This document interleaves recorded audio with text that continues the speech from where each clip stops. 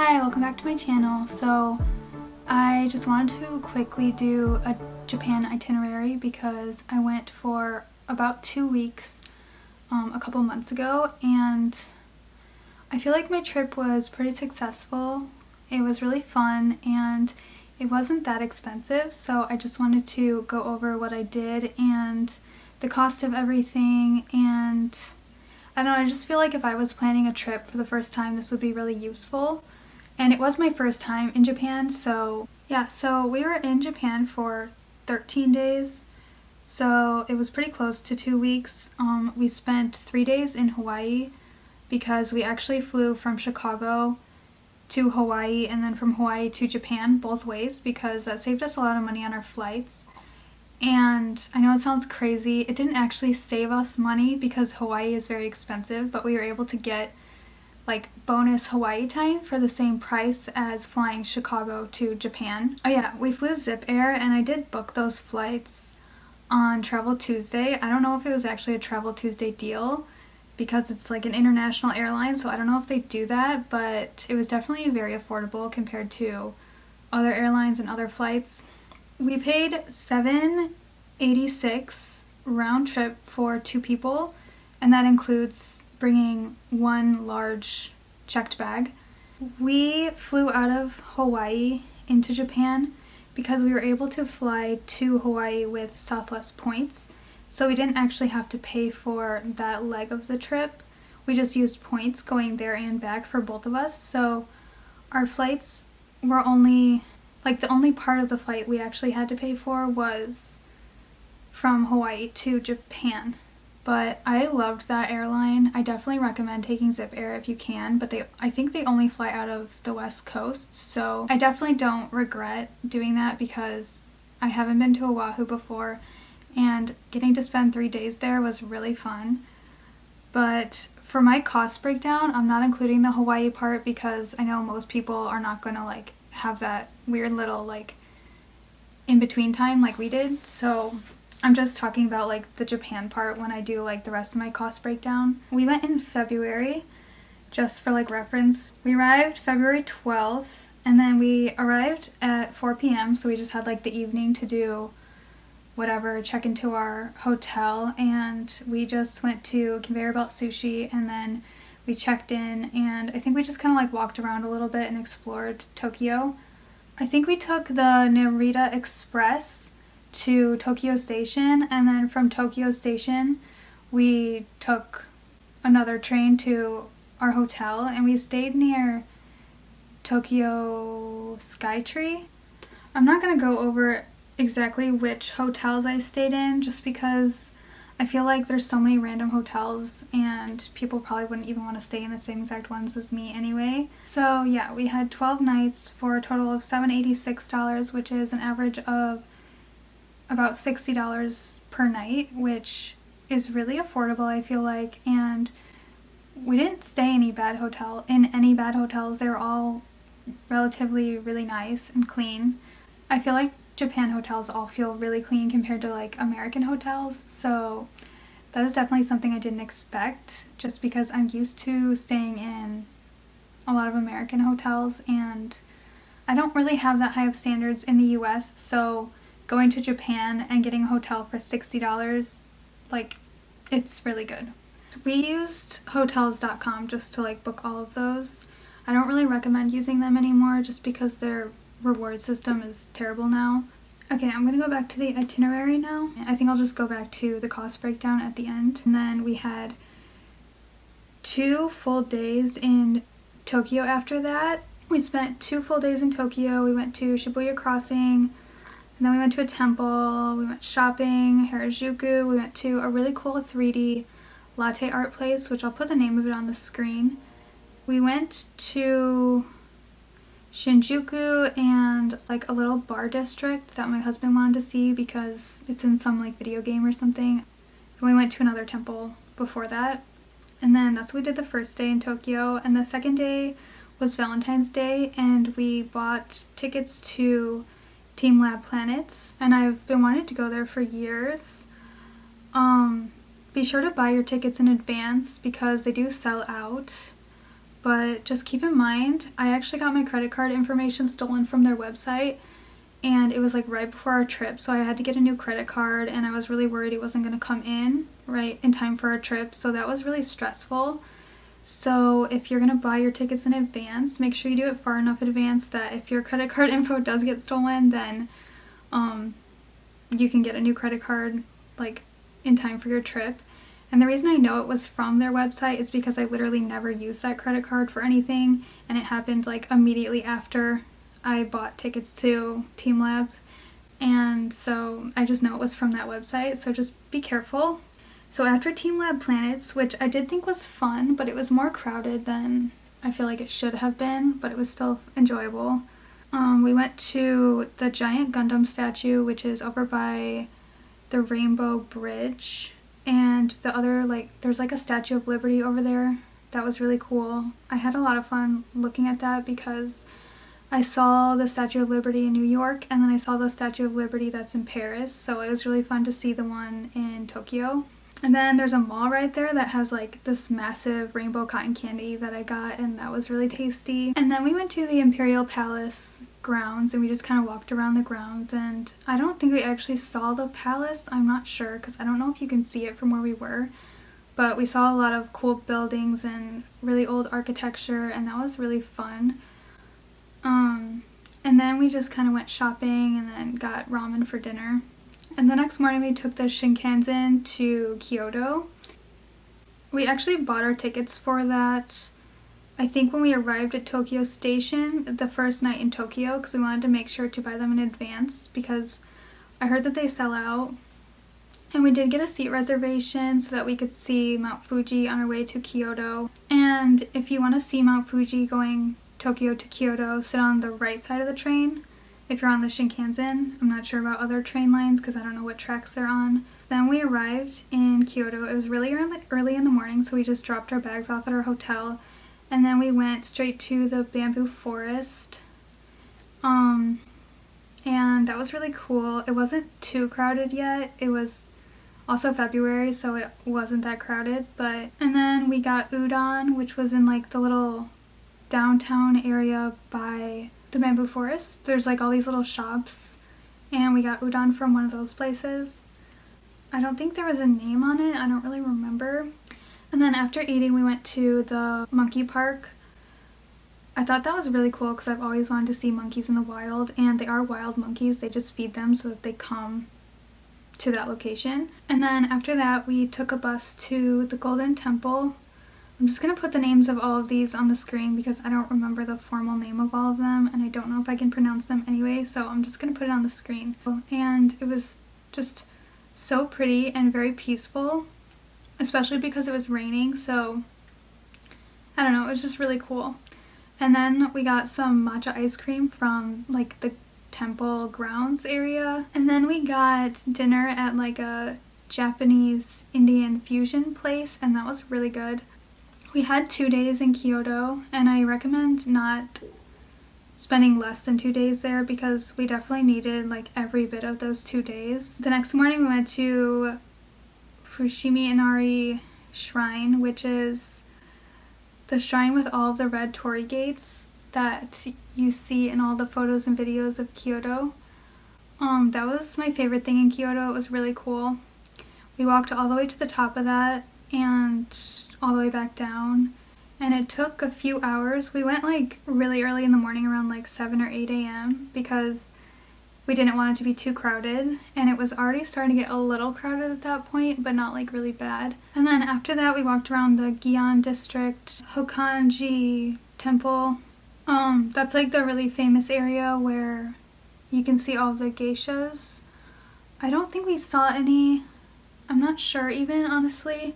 I heard that there's like a lot of issues with tourists in that area, and they're starting to cut off that area to a lot of tourists. So if you're wanting to go over there, make sure to do some research before you plan your trip because I don't really know what you're allowed to do anymore. And then we went to a giant wooden temple. I'm going to put the name of it on the screen, and that was also really, really cool. It was massive, and it kind of like hangs over the side of a mountain, and it has really good views, and that was just kind of like a surreal experience because it was really peaceful and there were so many people there. And then after that we just got ramen for dinner, and then the next morning we went to Nara. Nara was also amazing. That was another one of my favorite things that we did on this trip. It was so much fun. We stayed at the Nara Visitor Center, which was really affordable and also really close to the park.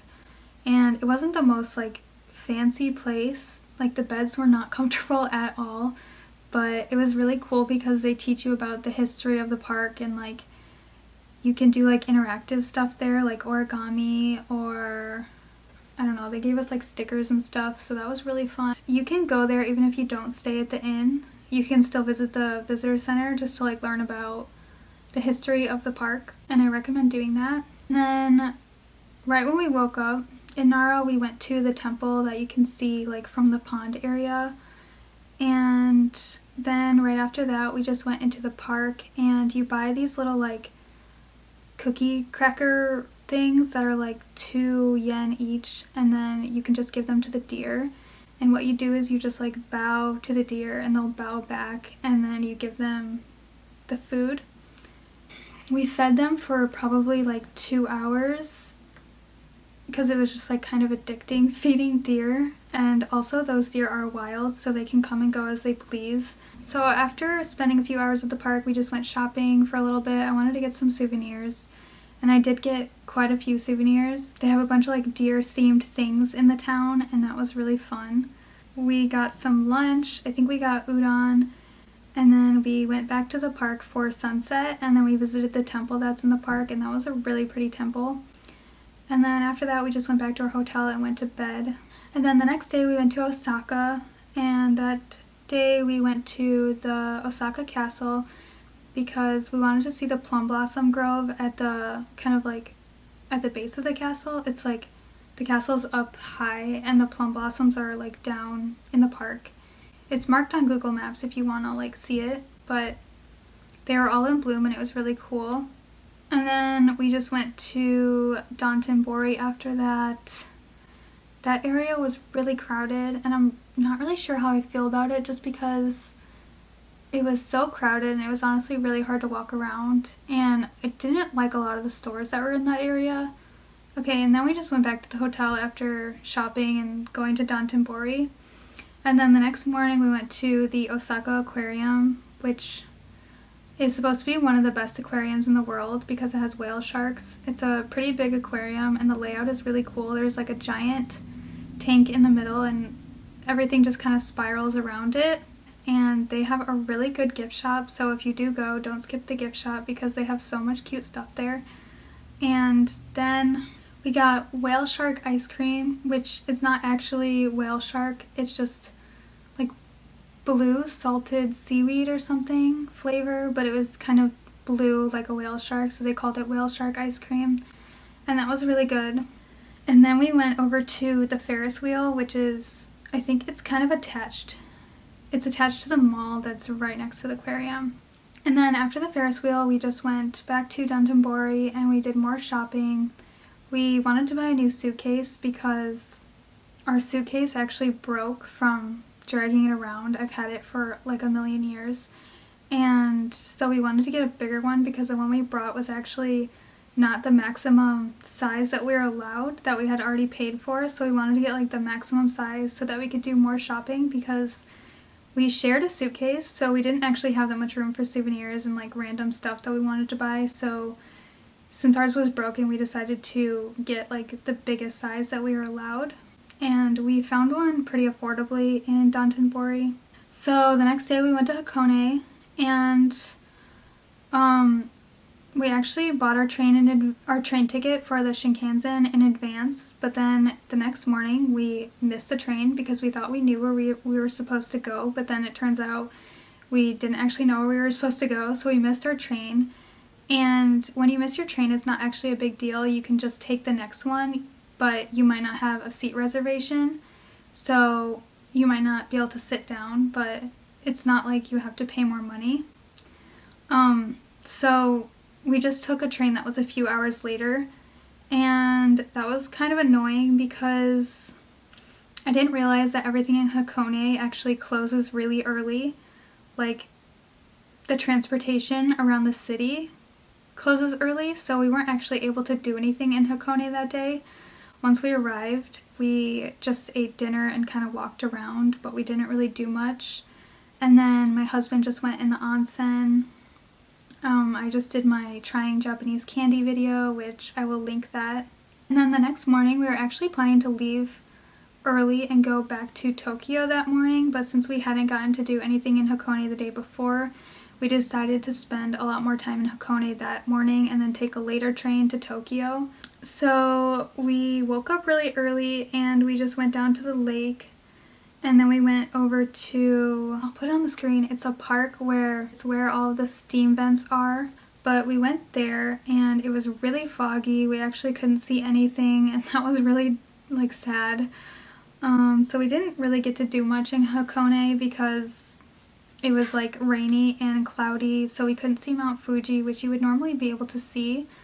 Okay, so around like 2, I think, we went back to Tokyo, and in that evening, we got sushi, and then we went shopping at the Skytree Mall, and that was really cool. We went to like the Pokemon Center. My husband wanted to go to like a bunch of different Pokemon centers, so he went to tons, but the next morning we went to Disney. We went to Disney Sea for most of the day, and in the evening we went to Disneyland, and we paid for their like half price ticket for the evening. Disney was really fun, but the weather was not great. It was rainy and kind of cold, and actually really crowded for how bad the weather was. I also really want to go back to Disney, but if you're going to buy Disney merch and you're planning to go to Disneyland in Japan, just know that you're going to want to buy like everything because it's really affordable there. The price to get into Disney is super affordable, and then the merch is also really affordable. I got 2 pairs of ears and they were both only like $12 each, which in the US they're $35, so I kind of wish I bought more. But yeah, we basically just spent the whole day at Disney. The next day we went to the top of Skytree in the morning, and if you buy your tickets a day in advance, you save money, so we did that. But we didn't really look at the weather forecast first, and it was actually cloudy and we couldn't really see that much, so that was really disappointing. After going to the top, we just did more shopping because I wanted to buy some more things. And then we got strawberry ice cream at Strawberry Mania, which was really good. I highly recommend that ice cream. There was a really long line, but it's worth it. And then the next day we went to a park, and then we went to a temple that had cherry blossom trees, and then we went shopping for a little bit longer just because I hadn't bought, like, there was this pair of pants at Uniqlo that I had been considering like several times. I think we went to Uniqlo like 4 times on that trip, and I just never bought them. And then once we got the bigger suitcase, I decided I wanted to buy them. So I finally bought them, and then we just headed to the airport. We actually didn't take the Narita Express back to the airport, we just took a different train. I'm just going to talk about what I would do differently if I did that whole itinerary all over again. And honestly, I think the only thing that I would change is try to figure out exactly where you get on the train if you're taking a Shinkansen, buy your tickets in advance, and figure out where to go before you go, and make sure you go early enough that you can figure it out. Also, I think I would have spent only 1 day in Osaka and then spent 2 days in Hakone, like 2 full days in Hakone. Just because if you want good weather, which you kind of need for Hakone to see Mount Fuji, if you want to have good weather, the more time you spend there, obviously, the more likely it will be that you get good weather. So I probably just would have switched out 1 day in Osaka for an extra day in Hakone, because to me, Osaka just felt kind of like a lot like Tokyo. Like, it's just a lot of shopping, and there wasn't really that much there that we did differently than things we could have done in Tokyo, aside from the aquarium and then Osaka Castle and Dotonbori, and we probably could have just fit all of that into 1 day.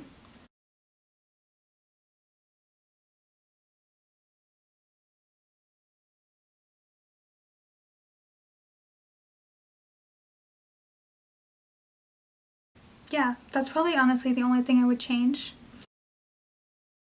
Okay, so now I just want to talk about the cost of this trip. And when I was first planning this trip, it was in 2020 and we actually had to cancel it, but I thought it was going to be like $5,000, which it probably would have been back then, but now that the exchange rate is in our favor in the US, it definitely helps a lot. And maybe even after COVID, some things might have come down in price. I'm not really sure. We ended up spending a total of $3,688 for 13 days in Japan. Sorry, my dog is barking. But yeah, I feel like that's not really very bad at all, considering Japan is known for being very expensive. And I think this is from someone who is like a budget traveler. I like to do it not as cheap as possible, but like definitely on a budget, and I don't really spend very much money generally on travel. So I think you could even do it cheaper than that if you wanted to, because we didn't stay at the absolute cheapest hotels, and we definitely spent a lot of money on shopping and random entertainment things, and we didn't buy like expensive food, but if we went to like 7-Eleven more often or something, we could have saved even more money. I just went through my credit card and like tried to categorize all of our expenses, and in terms of like souvenirs and miscellaneous shopping, it was kind of hard to tell what some of this was, so some of it might have been like random entertainment or even like 7-Eleven purchases or something. That was $678. JR train and other trains getting around cities, that was $654 for 2 people. This is all for 2 people, me and my husband. And then for food, this is restaurant food or anything that was categorized specifically as food on my credit card. That's $268. I'm pretty sure we definitely spent more than that, so some of the first category was probably also food. And then for entertainment, this is for Disney and then the aquarium. That was $186. Disney was only $50 per person, and then it was like 20 something for an evening at Disneyland per person. And then the aquarium was like around 20 something dollars per person. And then hotels were $716. Flights were $786. And then we just withdrew $200 2 times in cash. So that's all the cash that we needed. We probably even got a little bit too much cash.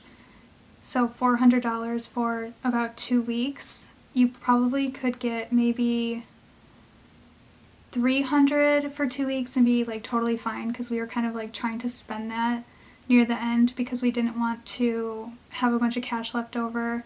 And also something to think about is you can use your Suica card at a lot of random places.